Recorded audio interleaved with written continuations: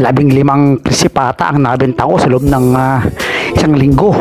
Hindi na rin masama, ano ba? Sabi nga nung iba ay not bad.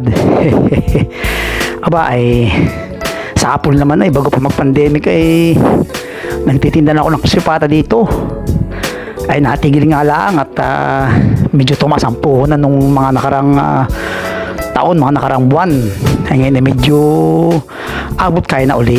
Kaya pagkaubos nung 15 krisipata sa isang linggo ay magluluto ulit tayo. Di baling palabi-labi muna ang stock, at least ay laging bagong luto. Kasi mag-stock ka ng marami, di alin na muna para laging bagong luto.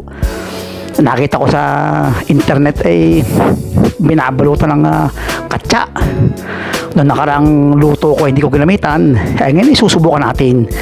Titinan nga natin ang pagkakaiba, yung may katsa at saka yung wala.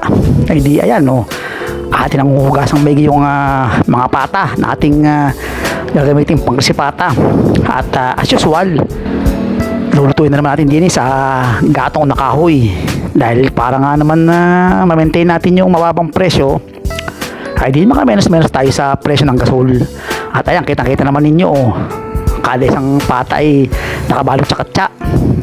At yung tubig niyan ay nalagyan ko na ng mga secret na pampalasa na Mandelicious na simula pa nung bago mag-pandemic ay yun na, walang pinagkaiba yung aking mga nilalagay na pampalasa diyan.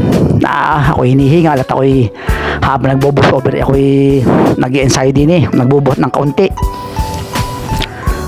Ay nako, kakapagod ng voice over ba? Ay na nga, di isa-isa ko nilalagay yung 10 pirasong pata din yan yung kaulihan ay titatakpan ko na. At ari nga ay pakukulang ko na naman ng mga 1 oras at kalahati hanggang 2 oras para malambot na malambot yung ating pata. At pag pinirito naman ay napakalutong ng balat. Kahit ari sa bungal ay hindi mapapahiya, mangangal-ngal ari ng isang bungal. At kahit yung kutsara na disposable ay kahit di mo na gamitan ng kutsilyo, disposable na lamang na kutsara o kaya ay yung ginagamit sa ice drop, ay kayang-kaya nang tusukin yung ating krisipata. At naay na nga o nakulo na. Ari orasan na natin ng mga 1 oras at kalahati hanggang 2 oras na pakukuluan para siguradong manunuot yung lasa at yung laman ay malambot na malambot. Lagi yung babantayan at baka mamaya ay naawas na pala yung tubig o kaya nagkukulang. Kailangan ay laging pantay ang tubig para talagang labog na labog, o kaya sa Tagalog yun ay malambot na malambot. At naayo pag gusto niyang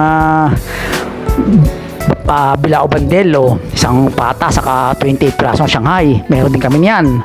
At naay yung mga reviews ng ating mga satisfied customer o screenshot nyo na lang para mabasa ninyo.